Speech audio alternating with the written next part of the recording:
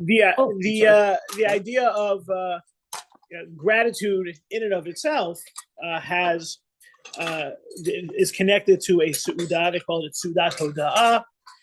There was one in the community recently. It was referenced a couple of weeks back. Zena Cohen was in a car accident, and they sponsored a kiddush as part of, thankfully she was okay.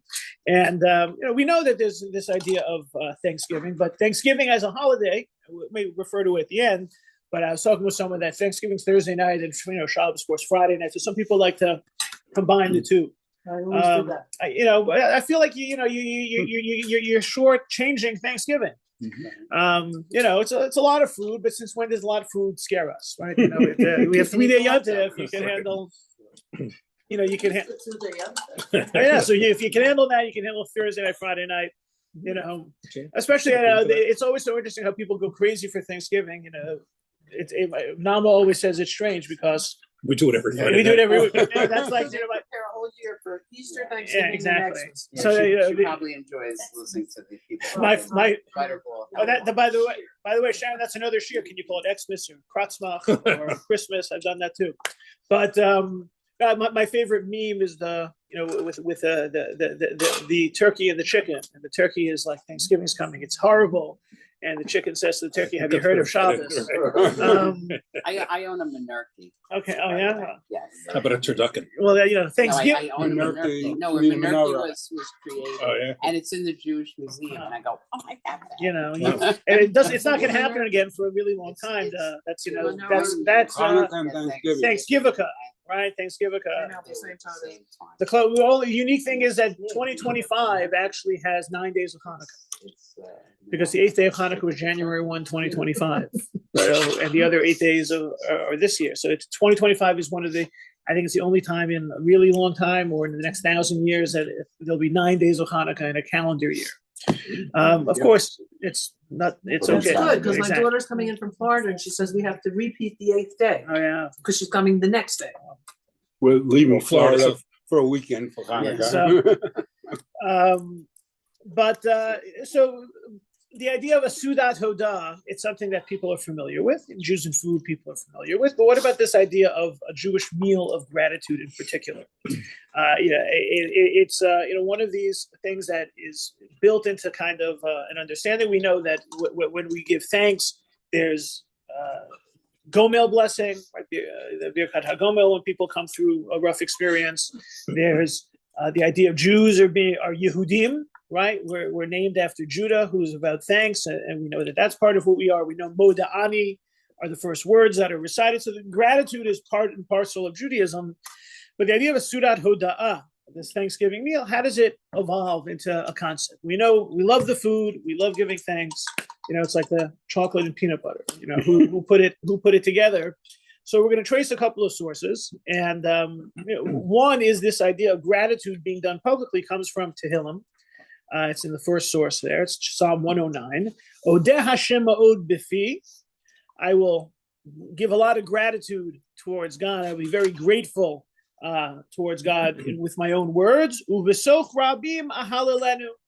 I'll make sure that gratitude is in front of other people. Right? So we have an idea of, we don't keep the sentiments of gratitude to ourselves. They're meant to be expressed publicly. So that doesn't have anything to do with food, but it's the idea that if there's a reason to be grateful, we should share that reason with others. We don't hold it to ourselves. The idea of making it more of a party comes from something we saw a couple of weeks ago in the Parsha. It's the verse Vayigdal Hayeled Vayigamal. This is when Yitzchak was born. Vayigamal weaned, he started to eat. Vayas Avram Mishteh Gadol Biyom Higamel Es Yitzchak. He made a party to mark this occasion. And the Rashbam, Rashi's grandson, right there notices Sha'asa Az Mishteh Kemoshe Matzinu Bishmuel Kasher Gamalto Heviaso Shiloh Korbanosimo. This is echoing what happened in the story of Shmuel, Samuel. Right, we read about Hannah and Shmuel and Rosh Hashanah, and she brings him to the base, the Mishkan at the time, hands him over to be raised by Eli HaKohen in the holy space, and it was done with a sacrifice. So there's this idea. The Rashbam says that this Mishteh Gadol is a Thanksgiving celebration. So if we build upon that to the next level, one of the main ideas of giving gratitude comes from one of the sacrifices, the Karban Todah. Right, it was one of the voluntary offerings. It was actually the only sacrifice in the temple that had chametz. The Beis Hamikdash was a chametz-free zone. It was all of whenever it talks about bread, they talk about the showbread, lechem hapanim. That was matzah. And so also when we talk about it, if you that's one of the great things about having reading the Torah again each year. When you read about the bread, the lechem hapanim, it was not flat. It had a shape. It was thick. So when we talk about matzah as having to be hard cracker-like, that clearly was not the case in terms of how it was presented then. So you have the Karban. So tabernacle Beis Hamikdash was basically matzah, except the Karban Todah. The Karban Todah had 40 loaves of bread. 10 of them were chametz. So those more familiar with the rhyme and rhythm of daily morning services know that on Pesach, on Chol Hamoed Pesach, we skip Mizmor LeTodah. Right, Psalm 100 is the Thanksgiving psalm, which is built upon the Thanksgiving offering, which was not brought over Pesach. Why? Because it's chametz. So therefore, that's kind of like the Yekisher joke, right? The German Jewish family tells his wife, we're not saying Mizmor LeTodah today, so you'll know I'll be home a little earlier for breakfast. It's all of 3 verses, but everything is timed exactly.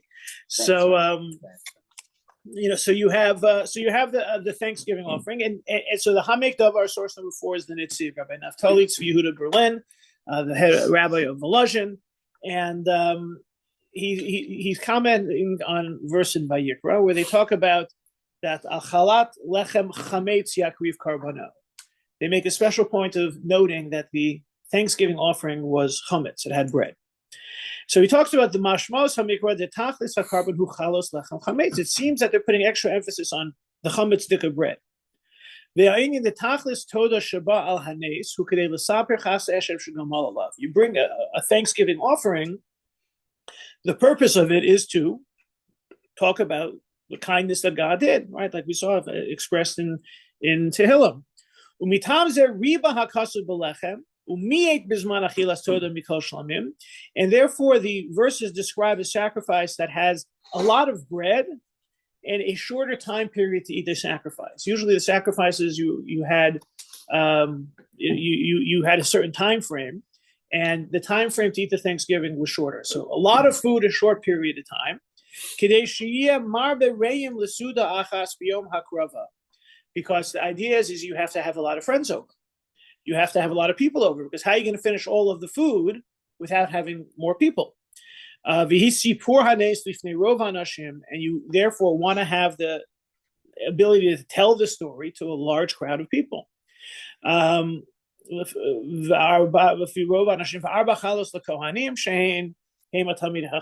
to give some of them to the Kohanim.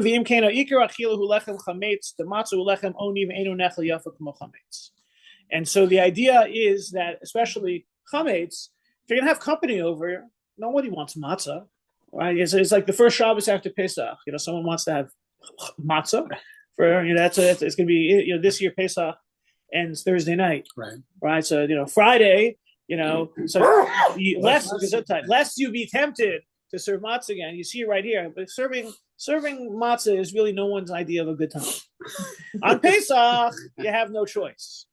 So the Nitziv sees in the whole construct of the Thanksgiving offering, the sacrifice, with all of its amounts of food, as well as its delicious challah, its chametz as opposed to matzah, as a symbol and as a signal, as a call that the Thanksgiving has to be with people, a good time, has to be enjoyable. If it's too much work for someone, then you should just cater it. But no, it's the idea of recognizing the idea that the Thanksgiving is not just about saying thank you to God, but it's sharing it with others and sharing it in an enjoyable fashion. Is that similar in concept like Pirsa Manes? It's similar to Pirsa Manes. In fact, you notice you use the same word, right? You know, so Yitzhak talks about Sipur Hanes, Lifnei Rov Anashim, tell the story of the miracle in front of many people. So the idea there is Pirsa Manes, which is the idea that if something good happens, it should be shared, right? So it's an expression of David HaMelech in the Book of Psalms. This is something that can be connected with a celebration, and that celebration is meant to be enjoyable, tasty for a lot of people, and the like. So the concept of the meal of Thanksgiving exists. Do we have a precedent? Right? Do we have a halachic precedent? Remember, the whole Avraham thing is there, but it's not explicit. And so when we want to find ritual precedents, we look in the Gemara. So source number 5 is the Gemara in Brachos, where it says Rabbi Zera took ill. Rabbi Avohu went to visit him and resolved, if the little man with the scorched legs, that was the nickname for Rabbi Zera. Zera means small, is cured. So Rabbi Zera was sick, and Rabbi Avohu says, if Rabbi Zera gets better, I'll make a feast for the sages. He calls it a Yom HaTov l'Rabbanan, which is a feast for the sages. Rabbi Zera was cured, and Rabbi Avohu made a feast for all the sages. So here we have again, it's not an obligation. He didn't say he has to do it. He didn't have to do it. He says he wants to do it. If he gets better, I want to make a celebration. So you kind of plug into that this whole idea. Someone has something going on that's difficult and it gets resolved. You have a precedent of turning this into a celebration, and the terminology used is Yom HaTov. It's imbued with religious significance. So this can start off in a whole bunch of different directions. What kind of stress level do you have to feel to get, if you overcome it, that you make a celebration? What kind of sense of relief should prompt this? So there was a question asked by the Eretz Chemda Institute. The Eretz Chemda Institute is in Israel, it's in Jerusalem. And the question was, if one has indications that he has a life-threatening illness, but subsequently it's determined that it was a false alarm. So do you say Hagomel, or could you have a Sudat Hoda meal of Thanksgiving? Sue the doctor. But But you thank the doctor. Yeah. But what about all the aggravation I got? Right? Imagine something. There's a lump. There's a this. There's something. So But if you feel the anxiety, and then you get the clean bill of health. And part of the question is ritualistically, religiously, is an obligation. Like, is that something to bench Gomel on? Is Gomel on a specific A real one? Or Gravity. A real life situation that had to actually happen, or just feeling relief? So they answered, even if it turns out that there's no serious illness from which recovery was necessary, there still is good news that a perceived problem disappeared.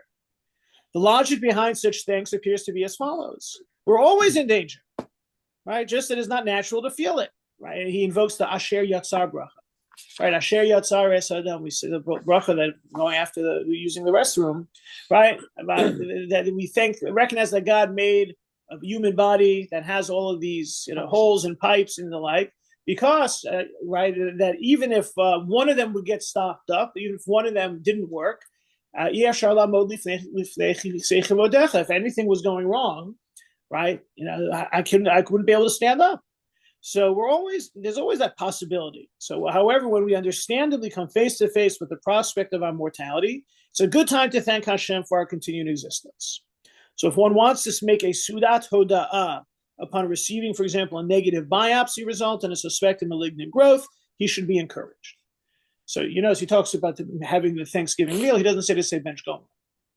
Because benching gomel would involve saying a blessing, which means saying God's name. And we're always very careful about saying God's name.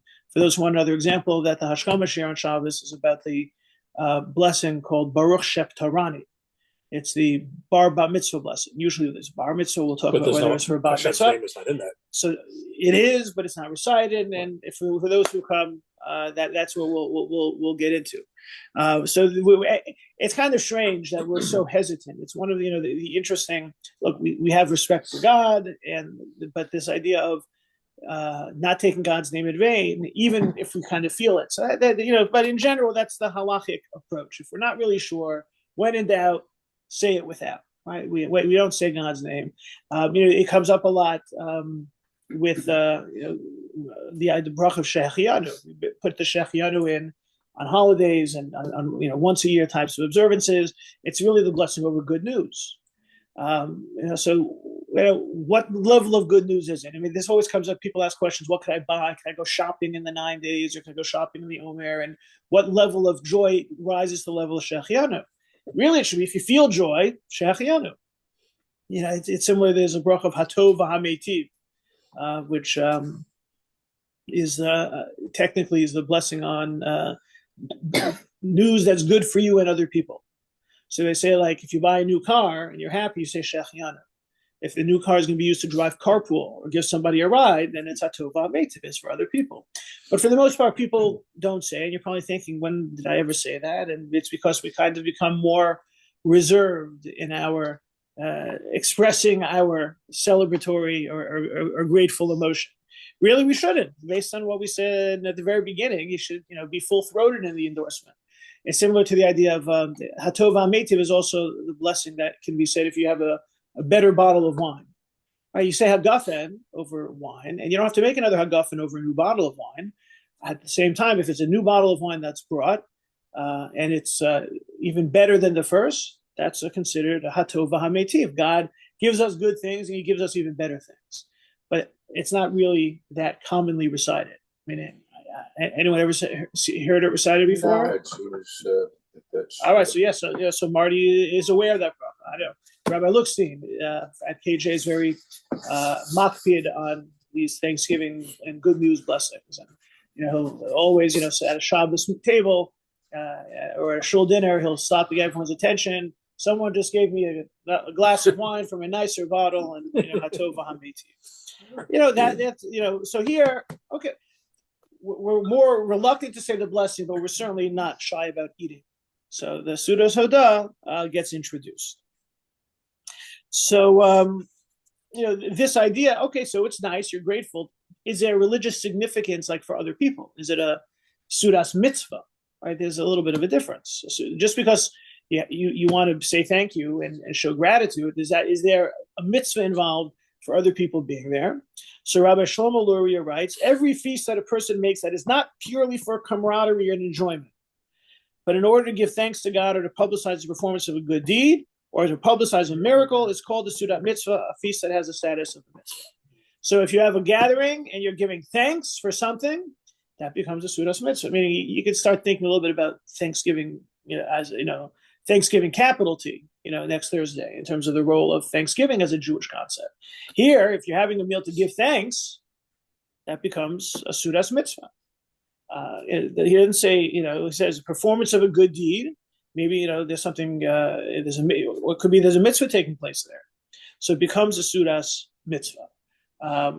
This, we'll see, is referenced with regards to.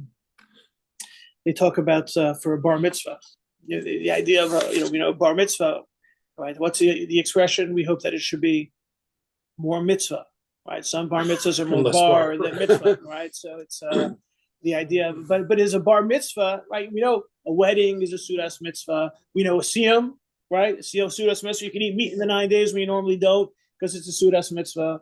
But what about a bar mitzvah? Is that a Sudas mitzvah?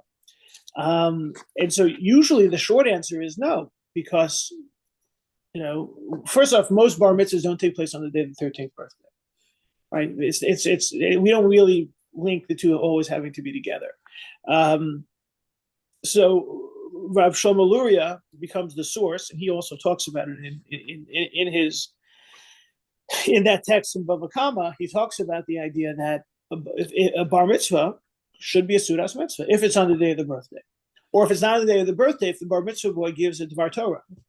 Well, what about when they lane? The day they lane. So it gets a little interesting. The day they lane, Shabbos is Shabbos. What, Thursday, right? So it becomes. That also comes up a little bit in the class on the Bar Shep Torani. Is it that day or is it the celebration? He would say the idea of a bar mitzvah on the day, if there's a Dvar Torah is a Sudas Mitzvah. The Bar Mitzvah, if it's not the day, but there's still a Dvar Torah, that might also be a Sudas Mitzvah. Yeah. I find it interesting that in the Torah, you're obligated to know what your birthday is because you have to know what your age is. But there's no obligation to celebrate the birthday. Right. Well, who's the only one who has a celebration on his birthday? Paro. Right. That's the. So it is discussed in terms of the level of celebration. There's some mystical associations with it. I know that in general, in some Hasidic communities, it's become a big deal, and they certainly celebrate the birthdays of the rebbes and the leaders and everything like that. But you're right; it doesn't really have significance other than becoming bar or bar mitzvah. So if you have a bris or a wedding or whatever, and you don't serve food, Right. does that lessen the mitzvah of?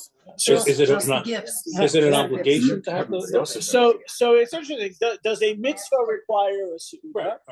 So the short answer is no. Okay. The idea of breaking bread as part of it is an extension of the mitzvah. Like, for example, getting married. Getting married, you don't have to have food. Well, but you get to Shever brachas. Well, under the chuppah, you do. Right. Right. It's what are the parts of a Jewish wedding ceremony that are required, right? Or that have become required. You have chuppah, and you have the ring, and you have the witnesses. Technically, a minyan. The whole idea of what if you don't have a minyan came up during COVID, and there was some leniencies ensued. But in general, look, a man and woman, build their life together without a ring and a chuppah. There's some level of connection, but it may not be halachically a marriage requiring a divorce, possibly. But you don't need a meal. A bris, you don't need a meal. Now, the celebration of that mitzvah can prompt a meal. So, for example, it's considered a Sudas mitzvah. Talk about someone who's in 12 months of mourning. Can they attend the Sudas mitzvah? And the answer is yes, because it's the mitzvah more than the celebration, right? As long as it's more mitzvah than bar, it has it incorporates it. It adds a level that everyone can participate in. But for example, bris doesn't really have food built into it. The ritual that has food built in a little bit, pidyon haben. Strangely enough, they talk about that you should make hamotzi before you do the pidyon haben. If that's what's taking place, so some places pidyon haben is a big deal, some places it's not a big deal. Yesh for yesh. Well, you got 3 Levium and a Kohen and 2 Kohanim. That's right. You don't have to worry about that here. happens to be a fairly infrequent occurrence because you have that. Right. Plus, you also have to have a boy first, and it can't be cesarean, it can't be a miscarriage. I told you, so having their third grandchild, Pidyon haben, very unusual. They're very. It's also unusual to have 3 Kohanim and 2. That's 2 Kohanim. They must be. They're true commoners. Right? There's no. Although I got it. There's so I have I participated in the Hartman Institute as a rabbinic leadership program. It's a 3-year course of study, and you become. It's with different rabbis, 30 rabbis from across the country, Orthodox, Conservative, Reform. So one of the rabbis there, because a conservative rabbi, somehow I've kind of become his posek. Because in the conservative movement, they're still halachic, and some conservative. Look, a couple of weeks ago, I was at a conference with a conservative rabbi. He took the job because it's a conservative synagogue where everybody walks on Shabbos, and he's Shomer Shabbos. He didn't want to go to a conservative synagogue that has everyone driving on Shabbos because there is such a thing. There are a few such things in it. There's one in Los Angeles. So he goes to you because he wants to be machmer. Otherwise, we go to a conservative rabbi. Well, no, he does. So he's much more traditional, and so he always had, and he has some great shilohs. One was about pidyon haben, and I don't even know if I always get this from Orthodox, rabbis or congregants. It had to do with a situation where they had a child, and the woman had a miscarriage. I think it was after 6 weeks. So 6 weeks is technically 42 days, and that would be enough to obviate. Correct. However, 6 weeks, 40, like, how do you count 40? Like 40 days, it's one thing if, if there's a miscarriage early on. It's another thing if it's further along, but yeah, 44, it's 42 days. Is it 40 for the, they often talk about that one way of counting it is you count the 40 days from, what could either the mikvah night or what could be the night of conception, right? Because that you could, but that's only if they're keeping Taharas HaMishpacha.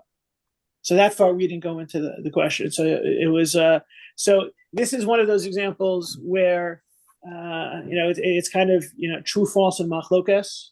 Like one of the best things in Talmud is that, if you're not sure what's going on and says, so what's the deal? So you say machlokas, right? That's pretty, usually pretty, you're pretty safe. My favorite was Teku. Yeah. So that's, so when it comes to this situation about 40, about a miscarriage, like literally 40 days, well, some say, too late, no pidyon ben. Some say, well, too close to the line, yes, pidyon ben. Others say, pidyon ben, no bracha. No, you have the suda, you just don't have the bracha. No, because Haki, again, getting back to what we said before, we're so reluctant to say blessings when we're not sure. So it was interesting. So I laid it on the line. I kind of said that sometimes I don't want to give him to follow my view only. So I mentioned I probably would say a bracha. I think that kind of there's what to rely upon, and the likelihood is I'm guessing, I don't know this family, but I'm guessing a family in this type of situation would want to have a pidyon. Right. And they'd want to do it that way. They don't want to kind of, again, if you can, you can. But if you're, on the cusp, then you could. So you decide they're going to do that third way. Pidyon ben, no bracha, but of course, probably a big. See, I thought you were going somewhere else because you mentioned he was conservative. Yeah. I thought you were going to say they had a girl, so it was a pidyon habak. No, he's traditional. That's what I was expecting.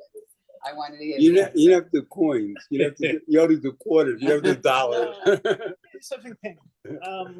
So that's the idea. So Rabbi Shlomo Luria, if it's a mitzvah, then there's a suda. Then the suda becomes a status of a suda's mitzvah.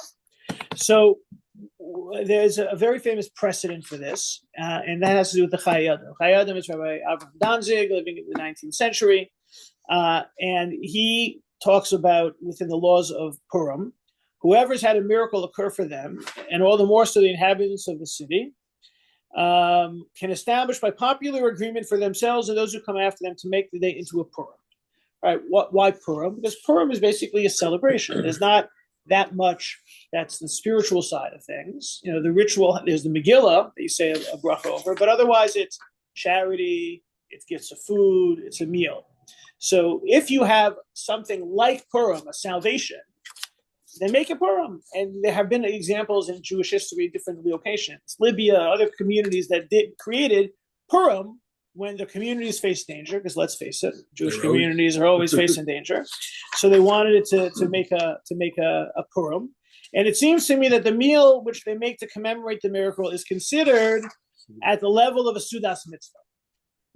Okay? And so that's his idea. And he himself then goes to tell about his own practice.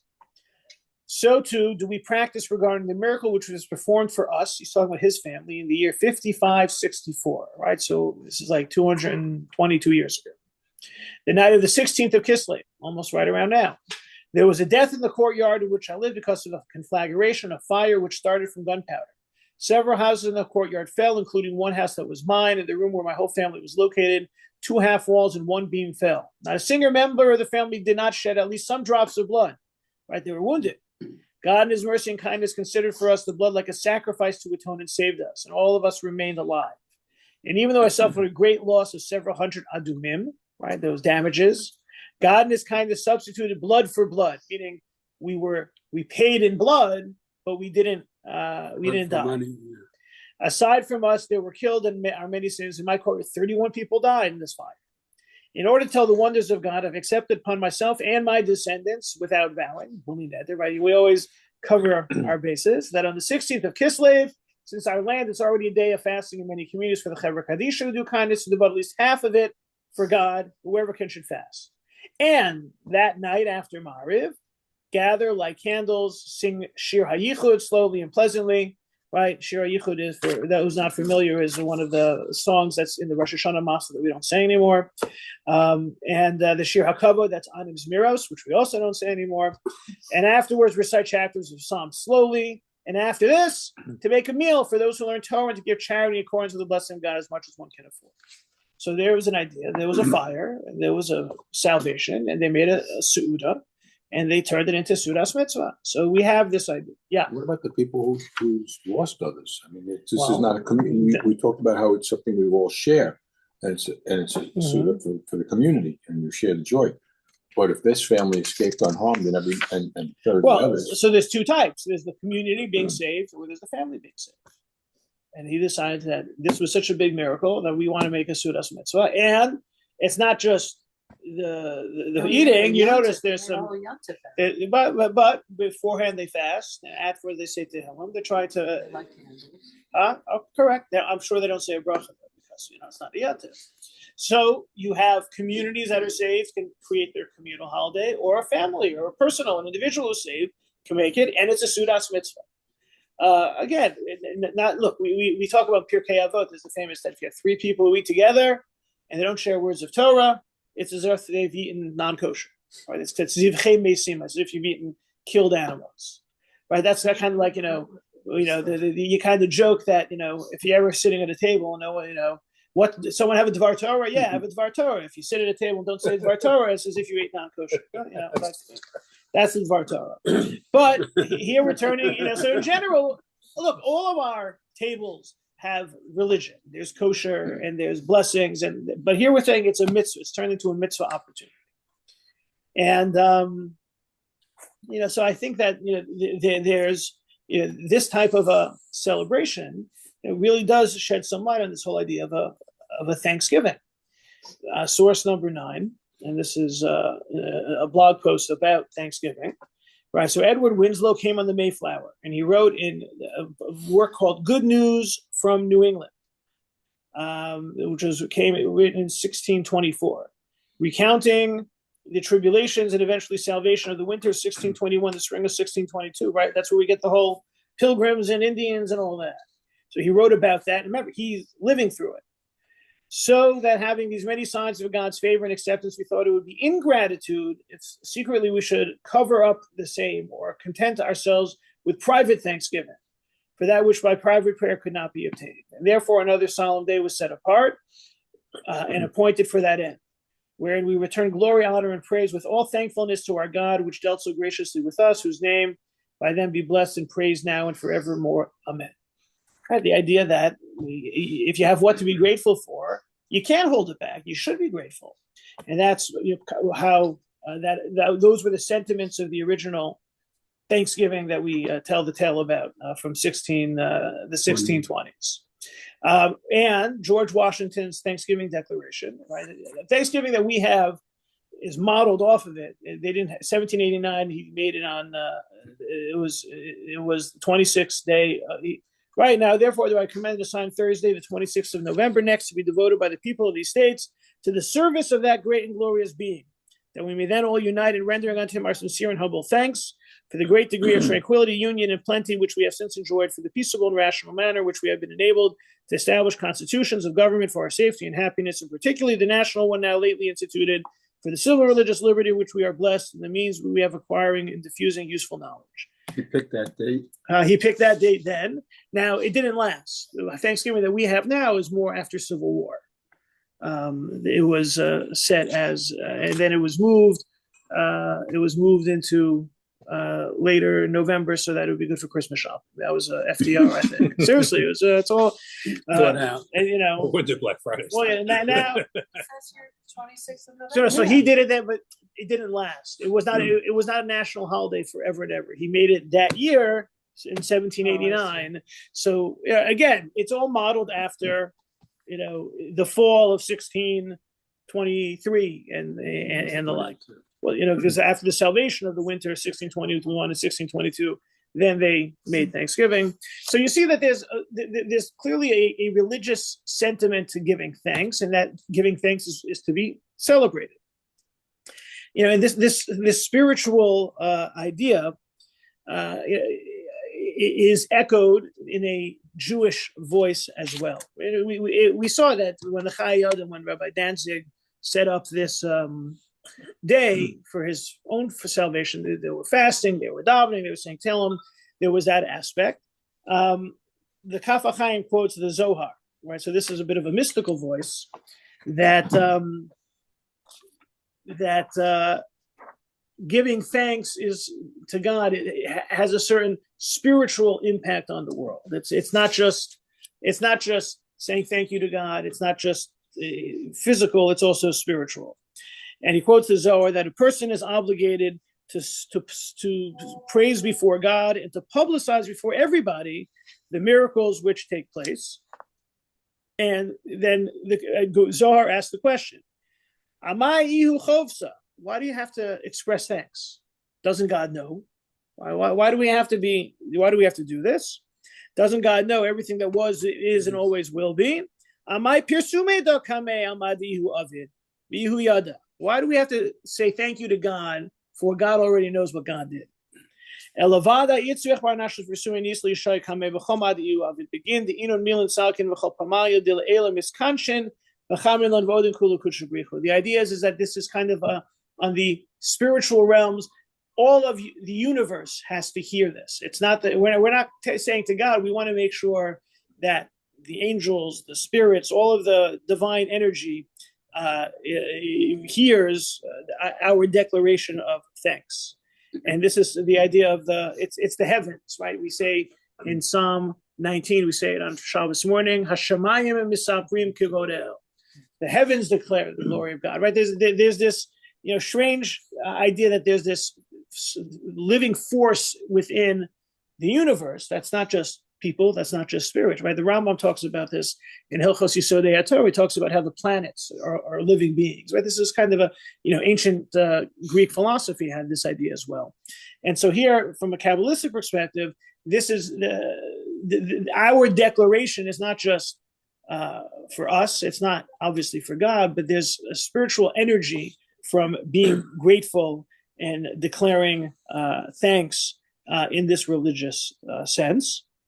And so you have that piece. I think it's mystical. It doesn't work for everybody. Not everyone's so mystically inclined, but it seems to be kind of like a little bit of a Jewish mystical take on Winslow or on what George Washington is saying. You have to declare. Why? There's a holistic spiritual purpose to that. For those who are a little bit more, non-Hasidic or non-spiritual, so the Mishnah Berurah talks about this idea about with regards to giving thanks. We talked about the Gomel blessing and the Thanksgiving meal. So the Mishnah Berurah comments there, and that's the source number 12. That maybe you should follow the view that if something good happens, if a miracle takes place, you should give tzedakah. Lahafrish l'tzedakah kafi hasagas yado. Torah, and you should give the charity and say, Hareini no sein zel tzedakah. I'm giving this money to tzedakah, and it should be b'makom todah sheyisi chaya. It should be instead of the sacrifice. Right? I should be bringing a sacrifice instead of giving charity. It's almost like kaparas, right? Not giving the chicken, I'm giving the money.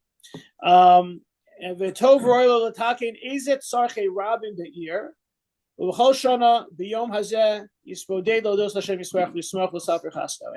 you should also do is maybe you should take care of Tzarchei Rabim. You should do something good for the community. Pay it forward. Pay it for exactly. And every year, you should you should focus on giving gratitude and be joyous and to tell other people. So it doesn't necessarily have to have the spiritual component. Here too, this is kind of a non-Hasidic expression of Winslow in Washington, this idea of seeing a religious imperative for gratitude. So the meal is because Jews like to eat, and the meal, if it's about gratitude, can become a Seudas Mitzvah, and we take that religious category there as a serious one. At the same time, the expression of gratitude in a public forum or in a loud vocal strident tone is something that is appropriate. We've seen some of the historical precedent, and we've seen the religious precedent as well. So it adds another level of our Yehudi Toda gratitude natures. So thank you. One question, in order for it to officially be a Suda Mitzvah, you have to make a Moshe. So I think the short answer is no. They talk about, where this was discussed, they talk about participating in a wedding meal, like you have to wash, right? So you have to wash, what is it? They talk about that if it's a real Sudas Mitzvah where there's bread, to participate, you only get credit if you wash. So I think there's a halakhic argument to be made for yes. At the same time, I think that's definitely a more legalistic lane to travel down. I think that because they talk about if you wash at a wedding, well then you have to stay for Shabbat brachos. Who knows how long the wedding's going to last? So there is that halakhic level of participation. But there, I think it's we talked about the need to give thanks, and we've talked about the meal of Thanksgiving. Do you have an obligation to participate in that meal of Thanksgiving? And I think the reason why weddings it comes up is because there's a separate mitzvah to be misameach chasam v'kala. Right. So since you have to add joy to the bride and groom, so maybe the meal is how you do that, and so therefore you have to participate. I don't know if it extends to the others. It could be, they talk about a bris milah. A celebration, right? You've heard the expression, you can't invite someone to a bris because then they have to come, right? So it could be there. The suit. It's interesting, so there may be, as you're noting, levels of the Sudas Mitzvah, wedding, bris, the Thanksgiving, for a personal experience, maybe less so. Yeah. It was like a Suda Hoda'ah. The kid is a kiddush. Yeah, look, it doesn't seem to have menu specifications. No, because in a kiddush, most times do not wash. Right. So I think, that's an extension of Harry's point that we have certain precedents for washing. Weddings and brises in particular, because weddings have Sheva brachos, the brises have all the harachamans. Sure. When you don't have that level of ritualization connected to the meal, then maybe you don't have the same washing imperative. Especially these days, that everyone like we've seen people do, like call it a Suda Hoda kiddush, right? More as a kiddush, right. So I think because we don't really have the obligation to give thanks this way, and this is the opportunity. It's like, do you have to? No. Should you? Yes. So once there's no have to, some of the obligatory pieces like washing fall by the wayside. It's like they talk about, if you have a daughter, you have to have a kiddush, right? Or she won't find it shit. But is a kiddush enough, or do people have to wash? Right. I'm not, So I think that in the more optional areas, we don't have as much of a hard and fast washing imperative. We have precedents with weddings and brises, maybe a little bit more so. Question unrelated, a little bit unrelated. When it comes to a yard site, some people make a big kiddush, other people fast. Right. Where did that dichotomy come from? That there's such a big difference between how people celebrate. Well, no, the fasting is traditional. The feasting is once we got tired of fasting. It's only one letter different. That's right. But is one like it's just like celebrate and celibate. Is there well, it's an I and the E, but are there halakha like around like reasons why some people would fast and other people would? Basically, the halacha was to fast, and then the Hasidim came along and changed it. And the people weren't fasting as much anymore. Yom Kippur Katan, right? And now it's Rosh Chodesh, but Yom Kippur Katan the day before Rosh Chodesh is called Yom Kippur Katan. It's the minor Yom Kippur. There's a tradition to fast, but it's kind of fallen by the wayside. We don't fast as much. We're not used to fasting as much. And is it tefillas hoda'ah enough? Like if someone gets a biopsy and it turned out good, you don't want to announce it to the whole world. Correct. So look what happened to me. At the foundation for all of this is gratitude. I think building upon gratitude, the fact that we can build upon our gratitude to a level of more celebration, more people, more mitzvah is more nice. Food. Huh? Jews and food. Well, please. Do you know why like a lot of the very right-wing yeshivot don't That's, but not celebrate Thanksgiving at all. Like, Yeah, I- because it's it's a garbage. well, the American go But your sure that's- intertwined. Yeah, You know, No, it's, I know. but Welcome so- to my life. so for those who are here, they can eat. For those who are on Zoom, Yeah. find some food. They'll Pleasure go, learning with they'll everybody. go for the sale. They'll go for the sale, but they won't celebrate it.